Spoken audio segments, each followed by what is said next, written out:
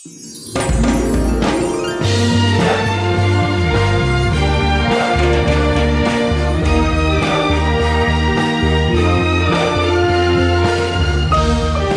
Mission Report. Shalom dan happy Sabat. Pada hari ini, cerita mission kita bertajuk Diselamatkan oleh Anjing. Cerita mission ini ditulis oleh Andrew McChesney. Bapa tua itu menjeling ke arah seorang pemuda Advent yang berusia 21 tahun yang telah singgah di apartemennya untuk pelajaran Alkitab. Anak lelakinya yang berusia 16 tahun, dia di rumah untuk menerima helaian kertas yang mengandungi pelajaran Bible di ibu kota Montenegro, Podgorica. Ini anak lelaki tunggal saya, kata bapa kepada Sekule. Saya tidak mempunyai sesiapa dalam hidup saya kecuali dia. Saya menunggu dia sepanjang hidup saya. Saya ingin tahu sesuatu tentang awak. Adakah kamu dari kumpulan penyesat? Kami bukan sekte, katanya. Kami adalah orang Kristen yang percaya kepada Yesus Kristus dan Roh Kudus. Dan kami hanya mahu membantu anak Anda memahami kepercayaan asas Alkitab. Anak awak tidak akan belajar sesuatu yang salah. Saya tidak mahu dia menyertai kumpulan yang sesat, kata bapaknya. Kemudian si ayah mengeluarkan ugutan yang membuatkan darah Sekule menjadi dingin.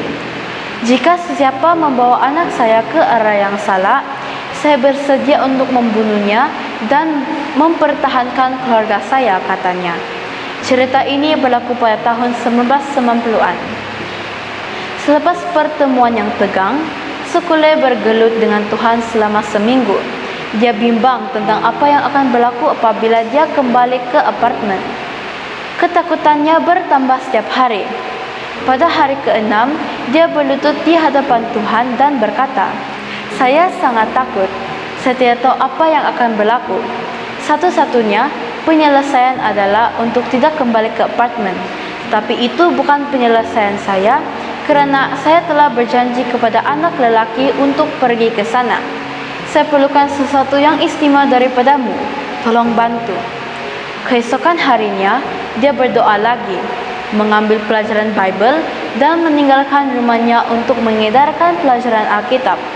Semasa dia berjalan ke Pangsapuri pertama, dia melalui taman yang menjadi rumah kepada sekumpulan anjing liar. Tiba-tiba anjing besar meninggalkan kawanan dan mengikuti Sekule. "Pergi!" Sekule memberitahu anjing itu. "Pergi!" Anjing itu berundur beberapa langkah ke belakang, tetapi kemudian mengikuti semula. Anjing itu menunggu di hadapan bangunan Pangsapuri pertama yang dikunjungi Sekule. Kemudian anjing itu mengikutinya ke seterusnya. Apabila Sekule datang ke bangunan Pangsapuri bapa yang mencurigakan, anjing itu mengikutnya menaiki tangga. Ini adalah kali pertama anjing itu mengikutinya ke dalam bangunan apartemen. Apabila Sekule dan anjing itu tiba di pintu apartemen, Sekule berkata lagi, "Pergi, pergi!" Anjing itu berundur 3 langkah menuruni tangga dan mendongak ke arahnya. Sekule menekan lonceng rumah. Bapa membuka pintu. Apabila dia melihat Sekule, dia menjadi marah. Kemudian dia melihat anjing itu dan berundur selangkah.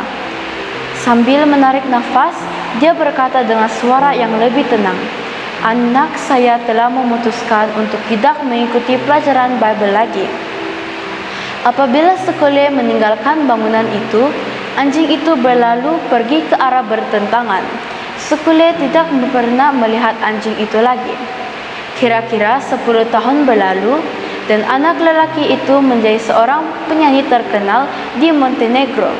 Suatu ketika, dalam wawancara media, dia bercakap tentang imannya. Dia berkata, "Saya seorang yang benar-benar beriman, tetapi ada beberapa perkara yang saya percaya secara berbeza daripada agama tradisional kita." Apabila Sekule mendengar kata-kata itu, hatinya dipenuhi dengan kegembiraan. Dia tahu Tuhan telah menggunakan pelajaran Alkitab untuk kemuliaannya. Sekule tidak tahu apa yang berlaku kepada anak lelaki itu.